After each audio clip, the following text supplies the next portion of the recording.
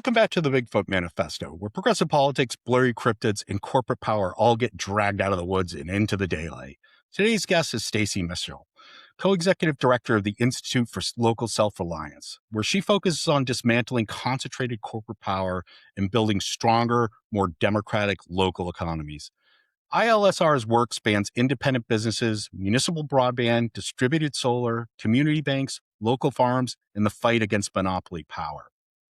Stacy has been one of the key voices in modern anti-monopoly movement. Her work on Amazon, big box retail, small businesses, groceries, and local self-reliance has helped shape how policymakers, journalists, and advocates understand corporate concentration. She's the author of The Big Box Swindle and co-author of major research on Amazon's monopoly strategy. This episode is about a very simple question. What happens when the monster in the woods isn't Bigfoot? It's Amazon, Walmart, Dollar General, private equity, and the entire corporate machinery quietly eating Main Street. Because Bigfoot may be hard to find, but monopoly power, that thing has a storefront on every corner. So, hi everyone. Let's welcome Stacy Mitchell from the ILSR to the Bigfoot Manifesto. Thanks for coming on, Stacy. So nice to be here. Thank you. Yeah, Stacy was great. Stacy, of course, was in our film Americon. She battles the literal 800-pound gorilla Amazon consistently, as we did in our film. So we're going to dig into that probably in our second segment. But we're going to talk some nuts and bolts and sort of like a broad overall picture of monopolies and corporate power and the tax on Main Street. So just to dive right in, Stacy. So for our listeners who hear, because your organization sometimes people, the first time I saw it, I didn't realize, I was like, oh no, is this like a libertarian thing or something? So, it says, it's, the Institute for Local Self-Reliance. And people think it means like rugged individualism, libertarianism, but what does it actually mean?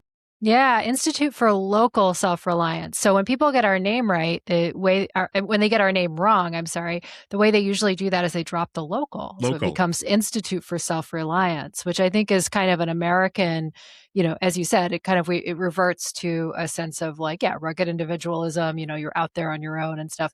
But what we're talking about is community self-determination. The notion that you and the people around you and the community that you live in actually have the capacity and the resources and the authority to really direct a lot of your own affairs. It doesn't mean that we're not going to have interconnected economies and trade and all of that, but it means that we're not going to be, we don't want to have communities that are just entirely dependent on these external forces that decide their fate, essentially. So the Institute for Local Self-Reliance, we both, fight concentrated corporate power and then work to build strong, locally rooted economies, strong communities that have a measure of say over their future and their livelihoods. Yeah, I think the battle now, too, especially in the second Trump term, where, we're seeing it's like a direct assault on democracy. And I know in a lot of your work, you talk about, we need a healthy democracy. So we have a fair and balanced system. So, small businesses aren't getting shoved aside. And I think that's what we're seeing right now is the problem is all, money once again is running politics, and corporate power seems to be running the store right now. Yeah, that's right. And I think those two things are very much interconnected in multiple ways. It's not only that we have created these giant businesses that have extraordinary economic power, which in turn gives them a lot of control over government, a lot of influence over how our government works at all levels. It's not only that, it's that we have structured the economy in a way that people's everyday experiences are of power that's outside themselves, on the job, trying to run a business, as a consumer, renting, dealing with the housing market, whatever it is. I think a lot of people feel very powerless because they're dealing with these extraordinary forces that have a lot of say over their lives, a lot of control over, whether they're going to get a needed medical procedure approved, whether they're going to have a viable job, et cetera. And that sense of powerlessness has been growing as we've ceded more and more of the economy to these big corporations. And I don't think it's any coincidence that, when people feel powerless, they begin to question whether democracy is a viable form of government because they look around and they don't see any evidence that they actually are part of who's making decisions. It seems like corporate boardrooms are making decisions. Corporate boardrooms connected to politicians are making decisions. They're not the ones making decisions. And so it's no surprise that we see this real fraying of our democracy. And that's, of course, been building longer than the current administration. Yeah, I mean, it goes back. I mean, of course, corporations, are people too, right? So, they're considered people right now, which is Hmm. sick, and I'll never understand that. And I don't know, hopefully we can get rid of that. But so that goes to a bigger thought process in America, the too big to fail, bigger is better. So how did we get trained, to believe bigger would always means better? Yeah, I mean, this is a way of thinking that really began to take root in the 1970s and 1980s. This idea, and in the 70s was a difficult time with a lot of economic chaos. We had the sharp rise in oil prices because of the oil embargo. We had, all of this inflation. There was new kind of global trade pressures. There was a lot of kind of chaos and confusion in that period. And in that environment, this idea took root, an idea that a small group of economists and lawyers had been kind of incubating among themselves. And in that moment, they kind of saw an opportunity really to uh, have it gain some real ground and become much more Main Street. And they succeeded in that project. And that idea really was that bigger corporations are better. They're like more efficient. They outperform. They can better deliver for consumers. They're a way to hold down prices, and we'll all be better off if we kind of free those companies to grow large and to do those things. In the end, that will sort of filter out to the rest of us in the form of lower prices and sort of better sort of economic performance, if you will. I think what's notable and kind of has gotten lost is at the same time, like not only did that idea take hold, but it then influenced policymakers. And so policymakers changed a bunch of policies in the 70s and 80s that dramatically restructured the economy to favor big business. And what's happened is those two things kind of now self reinforce each other. So what happens is people see smaller businesses disappearing and bigger businesses getting more and more a share of the economy, and they think, oh, well, that's because the bigger businesses are more efficient. They do outperform. They are out competing, and I can see evidence of it because all the small ones are falling by the wayside and these big companies are getting bigger and bigger. And so the ideology and the that came to take root has effectively masked the policy changes that actually created the economy that we're living in. Yeah, and that, of course that was a big part of our film, and a big part of, we had Kurt Anderson and his Evil Geniuses book, which, was of course great. While we were making that film, he had put that book out, and I was like, oh, he outlined everything for us, with, going from, Milton Friedman and the Chicago School, to the Powell Memo and to the Federalist Society. So, I mean, like you said, it started in the 70s. Like I always say 1973 is that big watershed Mm. year for everything. If you look at 73, like Nixon started dismantling all of LBJ's Great Society initiatives that were so successful in, for education for poorer people. I mean, it reduced poverty almost in half in like 8 years. And, it was thriving. And then this came along, and then you had packing all the courts with all these Federalist Society judges. And, look at our Supreme Court. At this point, we're like, what they've won two popular elections, since, 92. And they've put six justices on the Supreme Court. And John Roberts, of course, I think is he's always been the biggest proponent of this. Bigger is better. Corporations are people too, and that sort of thing. And then that's why I always found it interesting too. Was uh, poor John McCain, well, I still fault him because for Sarah Palin, I think he really lowered the bar on everything. But, he was a big champion of small business. And that was a guy on the, considered on the other side of the aisle. So, the next question I want to roll into off of that is, so when people say like the market decided, how often is that really just a polite way of saying policy created this outcome? Yeah, we've been living in this kind of wrong-headed notion of how things work, where we've been trained to sort of imagine that the market is delivering the outcomes that we see around us, and that's like, and the market is like, it's like the weather. It's this sort of natural force, and that's what so often both conservatives and liberals will explain things in terms of, well, this is the market has done this. In reality, if you take a closer look, what you discover is there's a whole set of policies that structure the economy and how it works. It's sort of like the rules that govern a sporting match. If you don't have the right rules, you're not going to get the right outcomes. I mean, if you're like, okay, one team can field as many players as it wants, and can like hurl sharp objects into the stands where the fans are going to be injured, and hit below the belt, whatever. Like you can imagine setting up a scenario where you don't actually get fair competition and where you get a whole bunch of harmful outcomes that are not what you intended.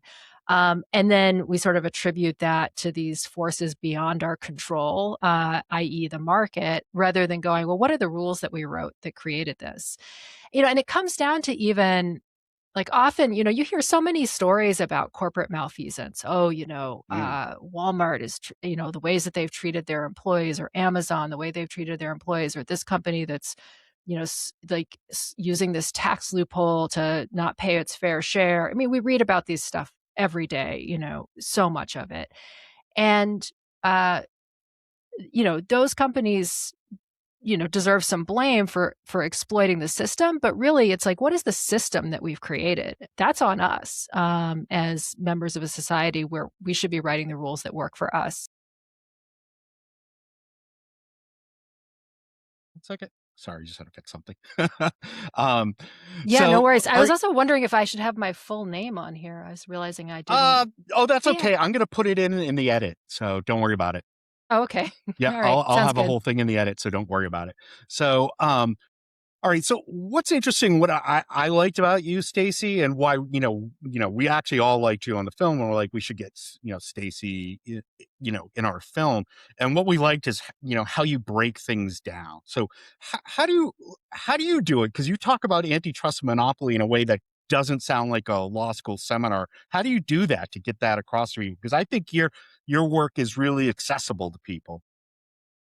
Yeah, I mean, it maybe helps the how I got here. So I started out, kind of looking at things that were going wrong in the economy and why things were not working for people. And in the course of that, one of the early questions that I was looking at when I started working at the Institute many, many years ago was, at that time you had big box retailers like Walmart growing like crazy, and they were coming into these towns, and just like all the other local businesses would be basically wiped out. And they were coming into cities too, and starting to do that in urban neighborhoods. A lot of communities were very concerned about that and were saying like, this doesn't seem like a good thing. Like, should we stop these big stores from coming in?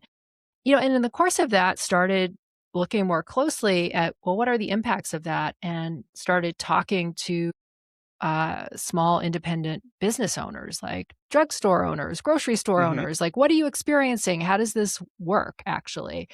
And that was like sort of pulling back a curtain and getting a window into all of these anti-competitive tactics that on as a sort of outsider, if you will, or just sort of a common sense, you look at it and you think, well, this can't be legal. Like, so for example, Walmart would come into a town and they would sell entire categories of goods at a loss. So they would take the entire like health and beauty, products section, like the stuff you would find in a Hmm. drugstore, and they would sell it at a loss. And they could do that indefinitely for years. Literally, they could lose money because they could make it up on the other departments in the store, or they could make it up on from revenue in stores elsewhere. But if you were an independent pharmacy in that town, you can't lose money like that. You can't match Walmart's prices and take a loss indefinitely because you got to pay your rent at the end of the month. Like, you don't have other stores. And Walmart would do that. And eventually, of course, the local pharmacy would close, and then Walmart would raise the prices on all of those goods and charge actually more than was being charged before, right? And so that was my entry point to antitrust, was like learning about things like that and going, well, that doesn't make any sense. Like, consumers are worse off. They don't have a choice at the end of the day. It's only Walmart that's left in their town, and Walmart can now charge whatever it wants. Mm-hmm. And this small business got run out, not because they weren't competitive, but because they didn't have deep financial pockets, which Walmart had. That's not a fair playing field if you can just go to investors or go to your big bank account and fund predatory losses. That's not competition. And so that's how I came to antitrust. I was like, isn't there a body of law that's supposed to like police this stuff? And that began the sort of journey of learning about what antitrust is and how much the law has been, not the law, but the enforcement of the law has been weakened and even contorted and perverted over the last 40 plus years. So I come at this just as an ordinary sort of person who talks to business owners. I didn't come at this from going to law school or, studying economics. And so in that sense, I come at it the same way anybody on the street who got interested in this would come at it. And fortunately, not that there's anything wrong with getting at it from law school, but one of the advantages of that is that I've never lost my ability to just talk about what the realities of this are without sort of the lingo that often goes along with people who are, deep into the sort of law and economics part of it, if that makes sense. Yeah. That it comes across in your work, like, even because, sometimes you look at these, you know, organizations like the ILSR, and you sit there and you're like, oh, and then you read it and you're like, oh, this is pretty accessible. And, I think, Main Street people can understand this. So, my tie in, I was thinking, like, to finish this segment, I was like, Bigfoot gets blamed for like footprints in the woods. Monopoly power leaves footprints everywhere, empty storefronts, food deserts, warehouse jobs, rising prices, buying local newspapers in towns that no longer control their own futures. I mean, that's how I see it. And that's my Bigfoot connection to it. But that's how I mean, it's just scary when you just drive, you drive around and it's just like strip mall after strip mall after, and you see, even start to see, places like New York City, which thrived on small businesses. You'd see, all right, I'd have like friends bar closed down and it automatically turns into a bank and it turns Right. into a pharmacy. I'm not talking, mom and pop pharmacy, I'm talking a CVS, Rite Aid, that sort of thing. So, I want to kind of move on and talk about Amazon. So, Amazon sells itself, as convenience, innovation, and help for small businesses. Your work argues that Amazon power is much darker. It controls the marketplace. It competes against the sellers who depend on it, extracts fees, and uses its scale to shape entire sectors of the economy. So, I want to jump in. Like, my first question for you is like, so Amazon presents itself as this friend to small business. What's the story they tell, and what's the story sellers actually live? Yeah, I mean, the way to understand Amazon is it's kind of like a modern railroad. So it is Okay. the infrastructure. It is the infrastructure that other companies rely on in order to do business. So when it comes to e-commerce, about 2/3 of Americans, when they want to buy something online, they start at Amazon. So they go to Amazon and they're like, "Oh, I need a pair of running shoes," and they type in running shoes. It used to be many years ago that they'd go to a search engine, and you go to a Mm-hmm. search engine, you might get Yeah. Amazon, but you're going to get maybe your local running shoe store, or maybe other options are going to come up, and you're going to pick among them.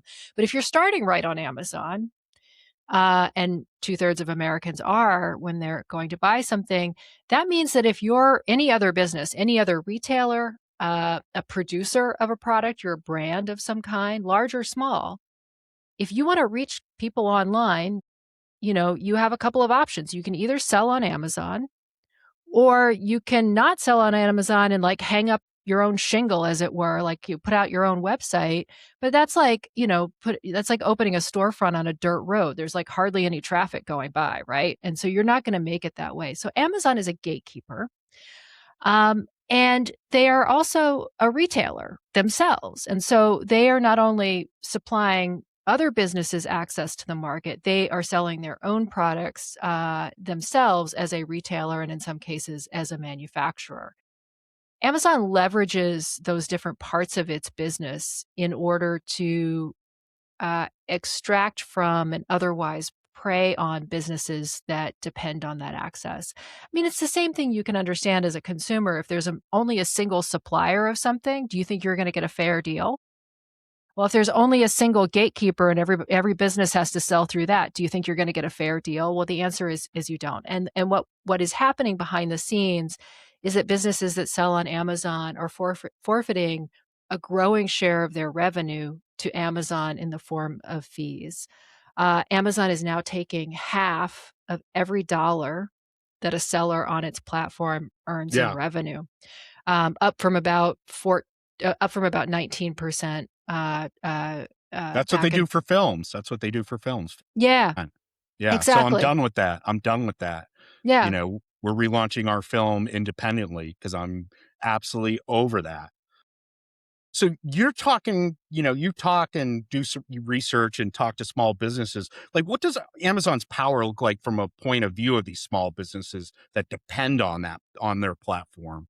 Yeah, well, for a lot of brick and mortar retailers, like, the folks, your local bookstore, your local toy store, they're not even trying to sell on Amazon at this point. Like, it's just impossible. Like, you're gonna actually lose money given the nature of those fees. Like, you buy the book and you sell it and you pay 50% off the top. You're just not gonna function. So most of the sellers that are on Amazon, about 50% of them are overseas, primarily in China.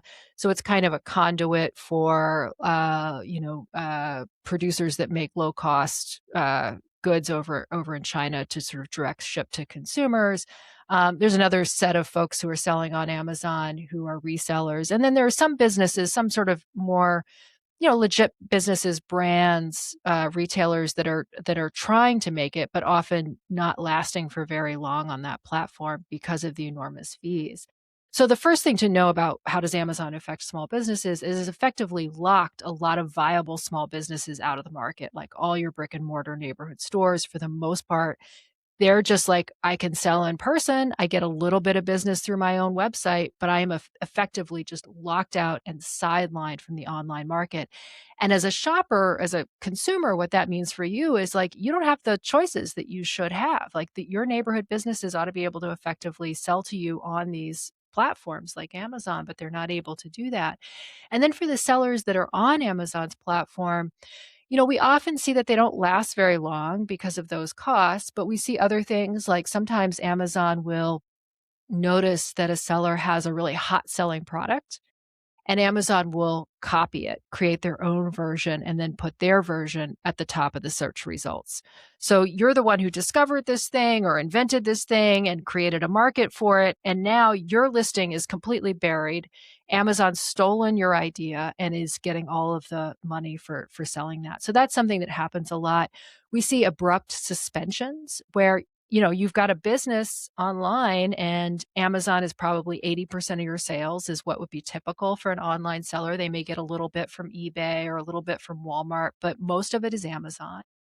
And you get up one day and go sit, get your cup of coffee, sit down at your computer and get ready to manage that business and discover that Amazon has suspended your account and your revenue has gone essentially to zero. There's no explanation. If you want to try to, like, talk to someone, yeah, good luck. I mean, you get to email, and what you're emailing is a bot that, like, just replies to you Yeah. in this automated way, and that can go on forever. And probably the only way you're going to get your account reinstated is if you hire a really expensive consultant, who's used to having to navigate that stuff and can maybe help you out after some period of time if you're lucky enough not to, go out of business in the meantime. So it's an incredibly predatory and abusive environment.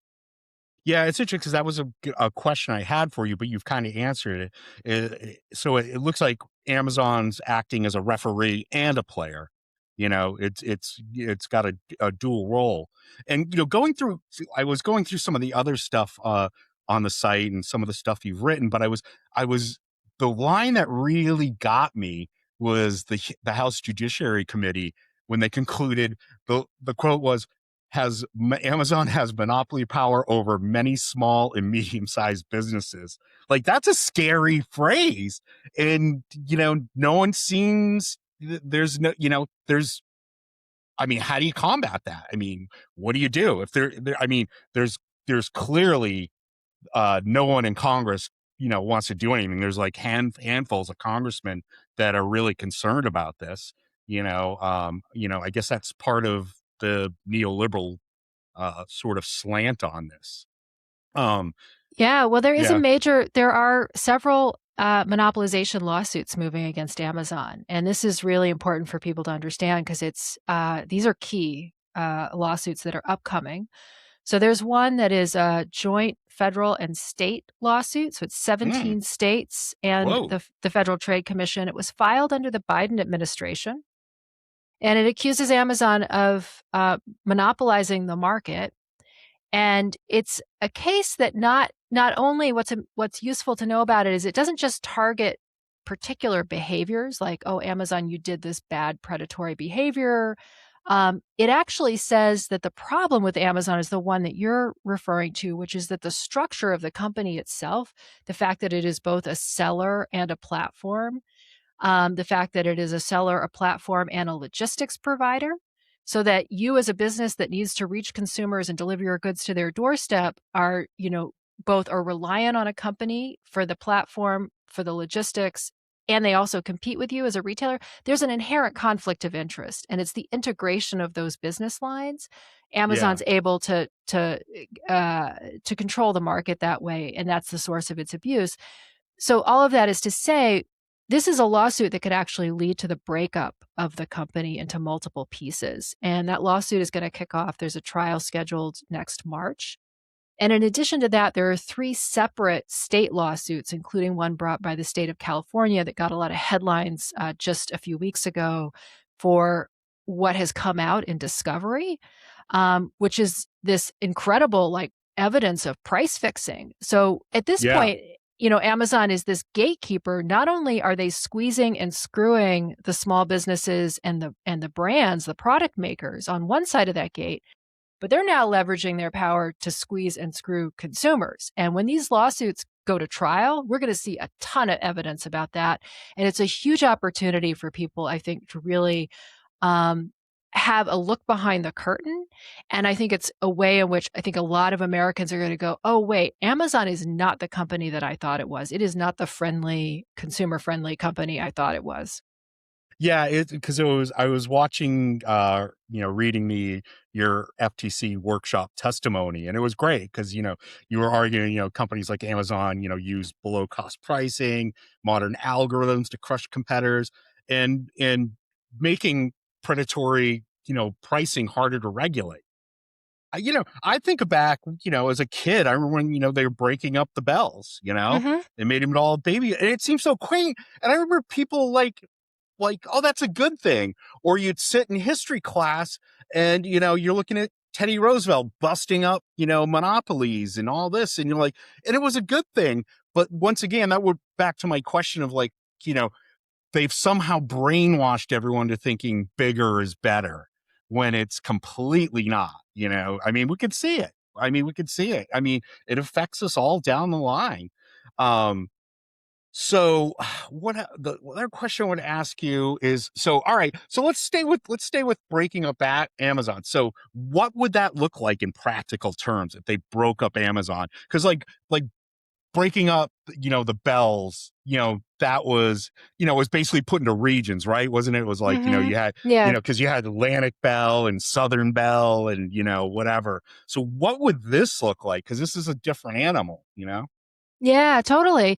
Well, one thing, it's interesting because I remember the Bell breakups myself, and I'm 53, and that happened Yeah. when I was a kid, right? Yeah, me So too. I think you and I are about as young as is possible to have any even vague memory of breakups. So most Americans in their lives have no experience of the fact that the government knows how to break up companies.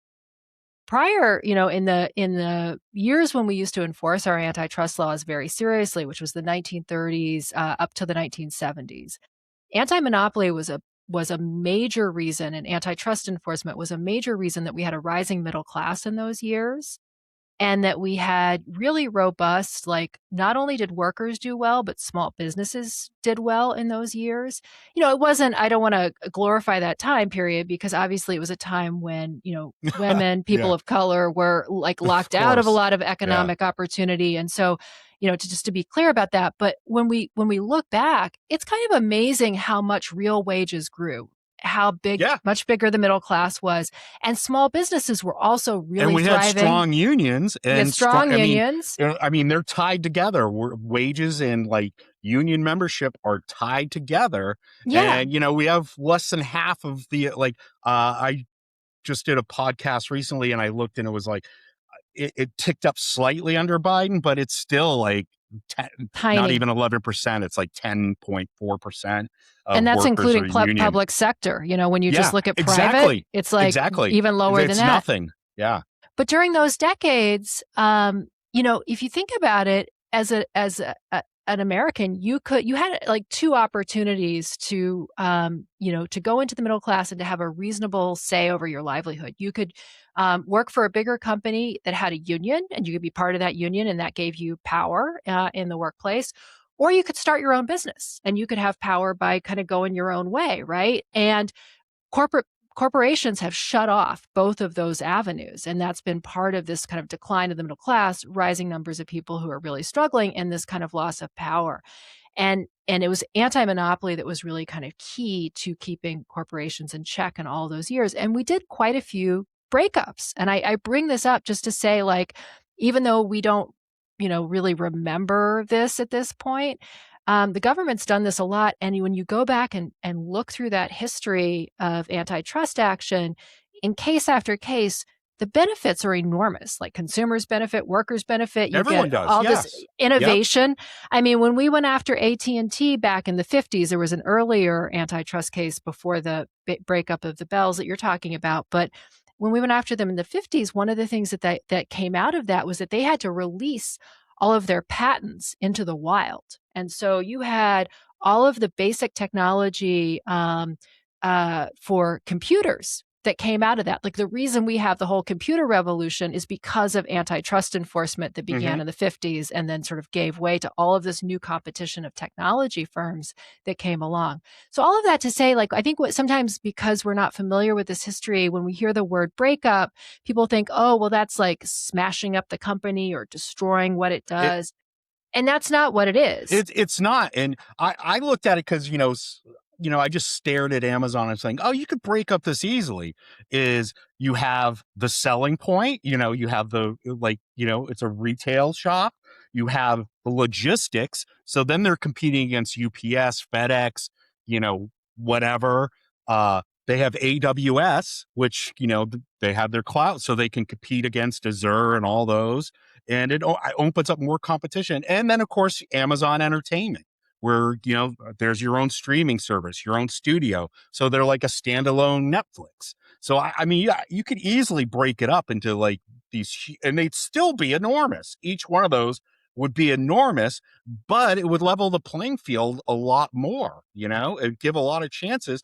And, you could do a thing, because like we've seen Walmart. Now Walmart is working with doing like the seller thing. And I didn't notice that till I was like shopping for some stuff. And I was like, oh, look, Walmart's starting to do what Amazon is doing. They have like sellers on there, because I'm like, where is this product from? And I was like, they're doing the same thing. So that brings more competition too. I think that would bring more competition, because then, it's like, Walmart's like, well, we'll only take 20%. If they're taking 25, we'll only take 20. And it gives the small guy a chance. So I think a breakup would be amazing. I think it would be wonderful for everyone. Yeah, that's exactly right. And I think those are the basic cuts. I mean, you end up with a new logistics operation, which would be like a new version of UPS or FedEx that would be standalone. Yep. AWS on its own, and then splitting the two parts of Amazon retail. So you end up with Amazon retail, like you are a retailer, which if you broke that off would be about the size of Target. And then you have Amazon, the platform operator, the Yes. marketplace for Yep. other sellers as a distinct company. And now, that's a company that has to compete for sellers that can't use the fact that it's also a retailer, can't use its own products as a way to gain leverage or to box out sellers. It actually just has to create a platform that works for sellers. And then the other thing, by spinning off logistics, because right now it's like, why is Amazon is now delivering more packages than the US Postal Service? They are the largest package delivery company in the country. How did they get there? Well, the way that they got there is they told third party sellers, if you want to rank high in the search results, if you want to get the buy box, if you want to have a chance to actually make sales on our platform and not just be buried, you have to use our logistics. And Yep. there are all these small businesses who would prefer to use UPS or prefer to Yeah. use the Postal Service, but they don't have that option. And so Yeah. Amazon created this enormous shipping business basically by strangling a set of businesses and saying you don't get a choice, you just have to choose us. So we should spin them off and make them compete on their own 2 feet as a separate logistics provider. One other thing I want to say about this is like that sort of breakup for consumers, it's great because it would open up the marketplace. If Amazon can't kind of use its power to kind of keep people locked in the way it does now, and you open things up so that there can actually be, maybe Etsy grows and becomes a bigger Yeah. platform. Maybe you have a platform that comes along and says, you know what, we really want to specialize in toys and we're going to organize this great website that's going to bring in all these different toy brands and you can shop by, age of child or development need or whatever it is. And we're going to just create a platform that's all about that. Why don't we have that? This is a big country, like, Yeah. big diverse economy. And when you think about it for a minute, how is it that for 30 years we've had one company own e-commerce? Why don't we have other kinds of Yeah. choices? And so we would get that if we actually took on their monopoly power, and Amazon would still exist, right? Like we wouldn't lose Amazon, but we would have other choices in addition. And I think that's really the bottom line. Everyone would benefit. Yeah, before Helen, my closing thought on this segment is, Bigfoot hides in the woods, Amazon hides in plain sight, in the checkout button, the delivery truck, the cloud server, the seller fee, and the algorithm deciding who survives. That's, you know, that's So my that's my it, tie-in of isn't Bigfoot a good guy or girl? he's a good guy. He's a Right. force of good. Everyone loves Bigfoot. Who doesn't love Exactly. who doesn't love So Bigfoot? I don't know if I don't want to analogize with Amazon because I think Well, Bigfoot's on our side, right? I said, like, I was also thinking today, I was like, Amazon is basically if Bigfoot owned the forest, charged rent to every squirrel, and then launched a competing acorn brand, you know? Right. That's how we made. So the next segment I want to get into is grocery stores, dollar Yeah. stores, and the hauling out of Main Street. Because this is something people don't realize. And I didn't really get to touch on it in the film. But the one thing that's scary, and and it's great, you'll read like there's so many scary articles that just got pushed back. They've never made front page stuff. And I know you talk about this a lot, but now you go out there and there's just like food deserts everywhere. Mm-hmm. Like absolutely everywhere. And everyone is like doing their food shopping at dollar stores, which Yeah. is insane to me. And, this ties into like other work I've done, with Super Size Me and everything. And later I'll tell you, Stacy and I also have a Super Size Me connection that I never knew about. But, uh, but so we're seeing that like there's I mean, you start to see it in New York too, where I remember Bloomberg was like pushing to get rid of bodegas and have like 7-Elevens open up everywhere. Like it was crazy. It was like pushing for that. And then 7-Eleven started pushing up everywhere. And I'm like, I don't want that. I like my bodega. That's where I know what's going on in the neighborhood. I know I can still get a $1 Cafe Bustelo and but that's where we are now. It's like these. So let's talk groceries. How did something, as basic as buying food become a monopoly store? Yeah, yeah. It became a monopoly story because we suspended enforcement of an antitrust law called the Robinson-Patman Act, and we stopped Okay. enforcing it right around 1980 or so. It's sort of declining enforcement in the 70s, and then the Reagan administration said, "We're just not going to enforce this thing at all." And it has been sitting there on the books. It's still the law, but it's not enforced, so it's in this kind of dormant state. The Robinson-Patman Act was passed in the 1930s. It's a New Deal era law, and it says that if you are a supplier, you need to make the same pricing and terms available to all of the retailers who are buying from you. So if you are selling a large quantity, like a truckload, and it saves you a little bit of money to sell a truckload versus a case, you can pass that actual savings on in the form of a lower price for someone buying a truckload.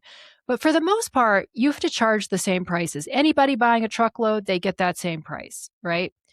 And that was passed in the 1930s at a time when there was a retailer called A&P, big grocery retailer. Yep. They were kind of like one of the first Yeah. national chains. Sure. Yeah, so they came along and they were growing like crazy, and they opened up about 16,000 stores at their height, and everywhere they opened a store, they seemed to be putting local grocers out of business. And so Congress did an investigation, the FTC did an investigation, and what they found was that A&P was not uh, taking over because it was more efficient or more competitive. Instead, what was happening was A&P was going to suppliers and saying, "Look, we're big. We're your biggest customer. You can't afford to lose us, and you're going to give us a lower price, and you're going to charge our small competitor down the street a higher price. And there's nothing they can do about it. And you can't say no to us because we're so big." And so the suppliers started giving A&P better pricing and then raising the prices that they were charging to the local independent grocers. And that was outlawed by the Robinson-Patman Act. And we had many decades of a very competitive grocery market. I mean, you go back to the 50s and 60s and look at what was happening in groceries, and it's hard not to be envious. We had, Kroger and Safeway and these national chains that were growing, but we also had a ton of independent supermarkets. Up until right around 1980, independent grocery stores accounted for more than half of all grocery sales in this country. Wow. Half. Wow. Into Half. the Wow. 80s. Like, this is not distant Yeah. history. This is, Yep. relatively recently. I remember Yeah. growing up and seeing that. Yeah. And they existed right alongside the chain. So in Yeah. many towns, you could I'm going to go to Kroger, or I'm going to go to this independent, or there's another independent. Yeah. Like, you had choices, and they Yep. all were very competitive. Independent grocers invented a lot of what we think about with modern supermarkets. Like, they were the ones who invented the automatic closing doors. Yeah. They invented shopping carts. Like, a lot of the innovations that happened in grocery selling come from the independents. So it's just very competitive.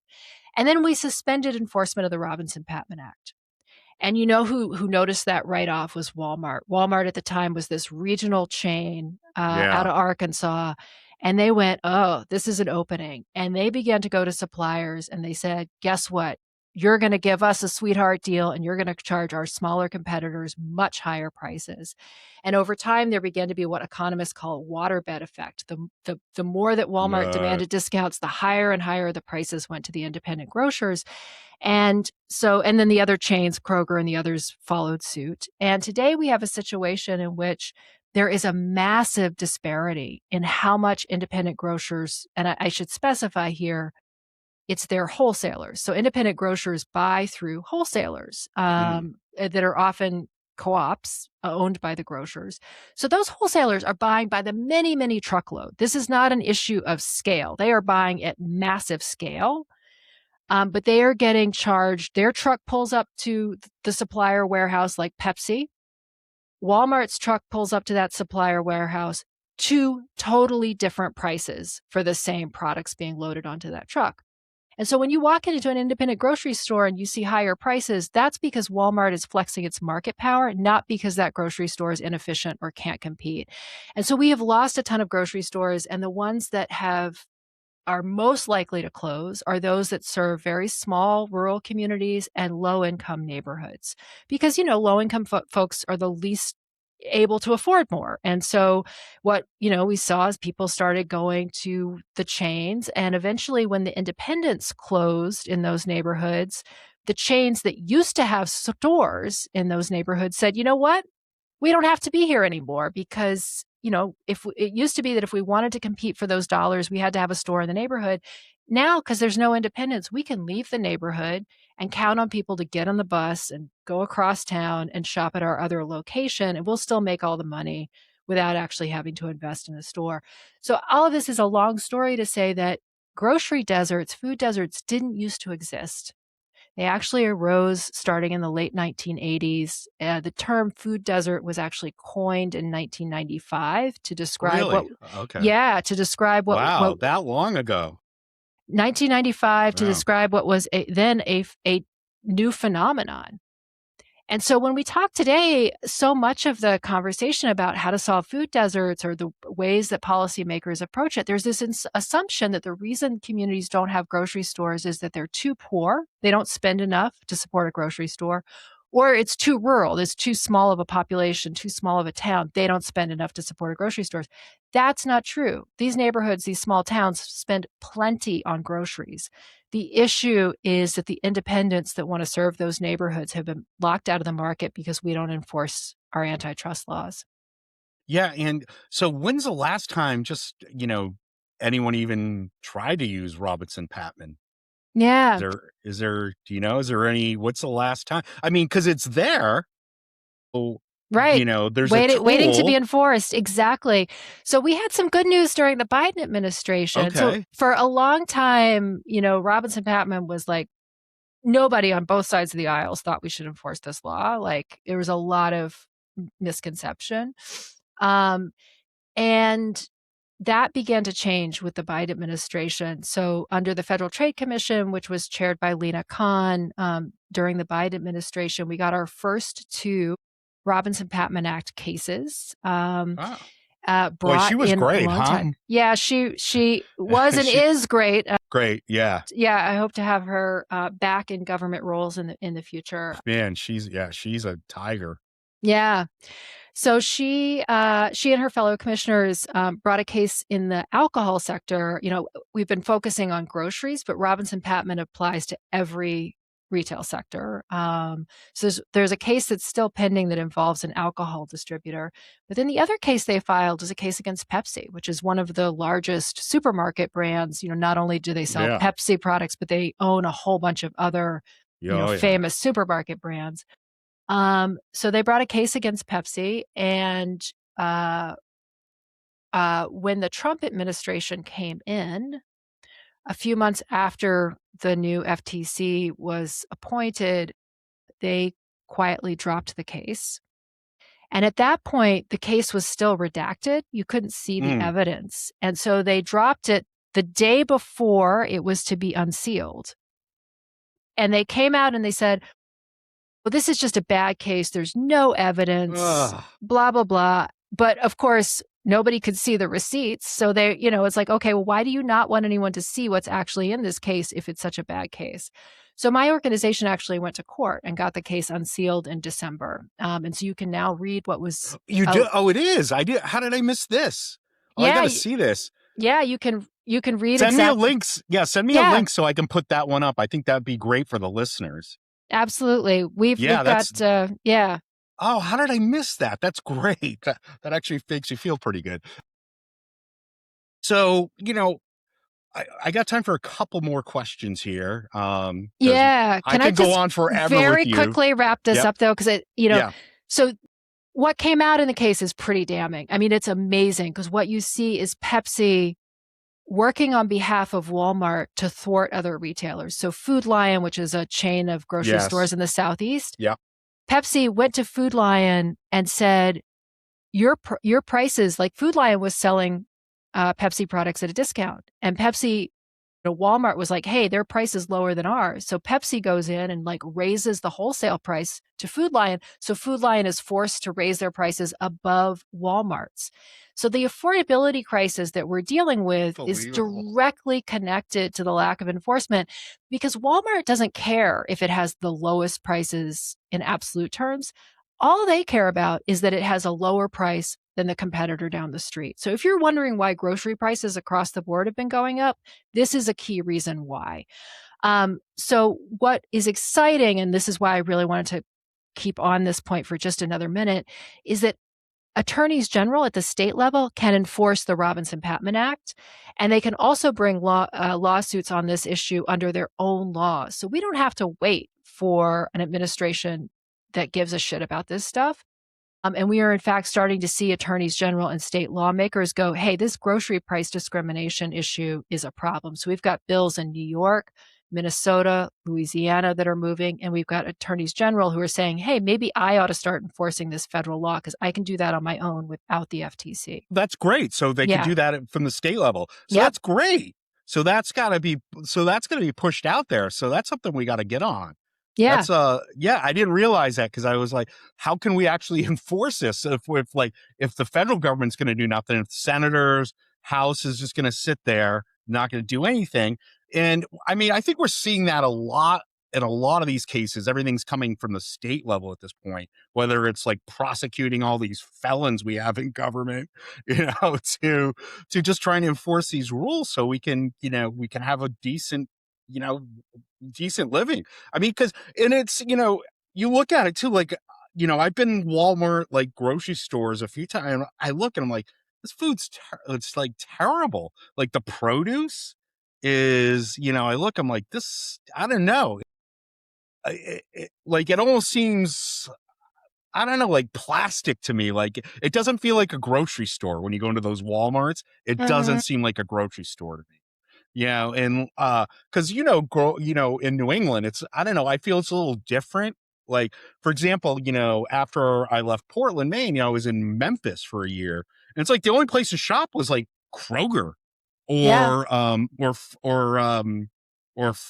Fresh Food or whatever. What's the Amazon one? Whole Foods. That's it.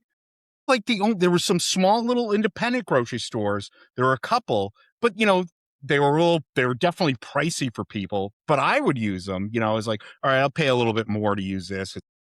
There's just one of them in the city, but that's it. Everyone goes to Kroger, and pretty much everyone goes to Kroger. Anyone that isn't wealthy, people that can afford to go to Whole Foods went to Whole Foods. But I saw it in places like Memphis. Like New England, I don't know. I feel it's a little different here. You got Market Basket, Hannaford, Stop and Shop. It seems like there's more competition around here.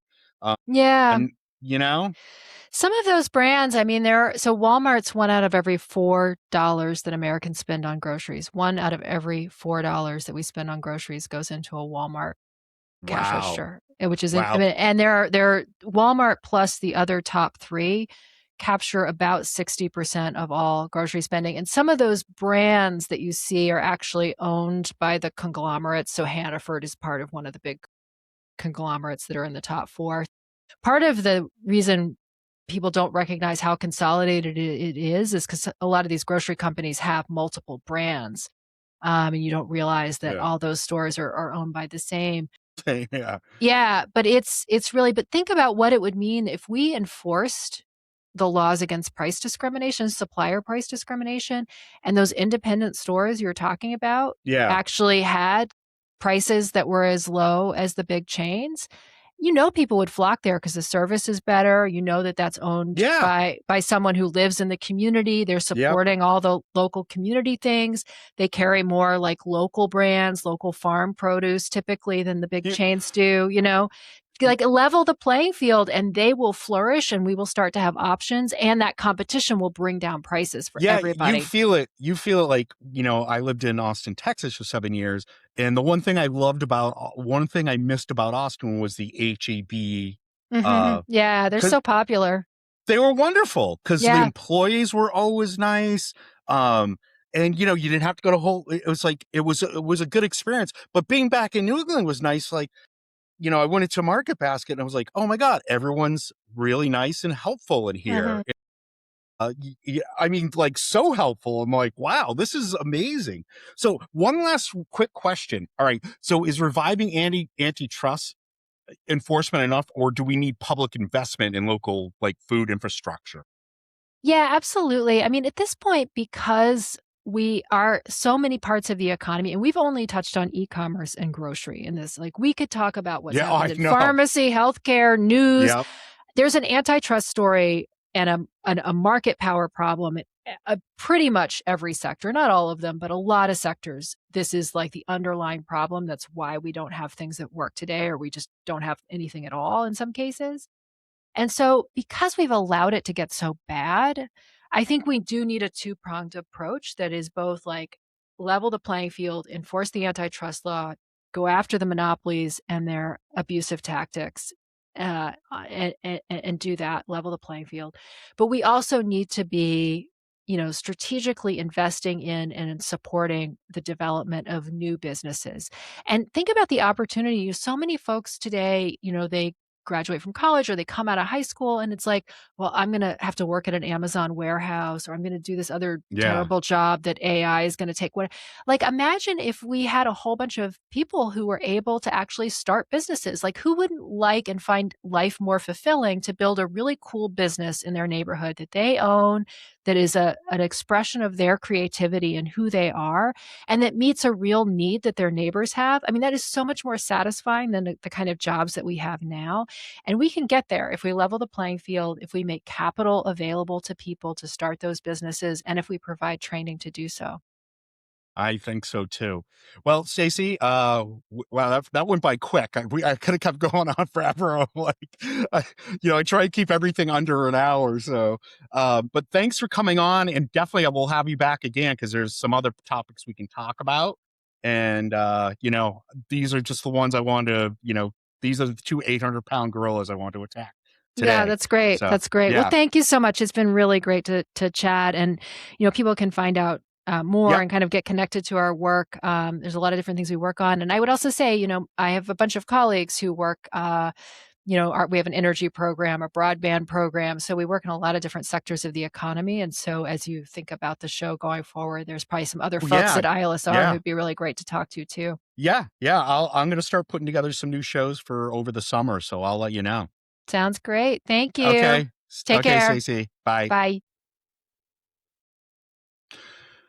Well, folks, people say Bigfoot is the biggest creature hiding in America. I disagree. The biggest creature hiding in America is monopoly power.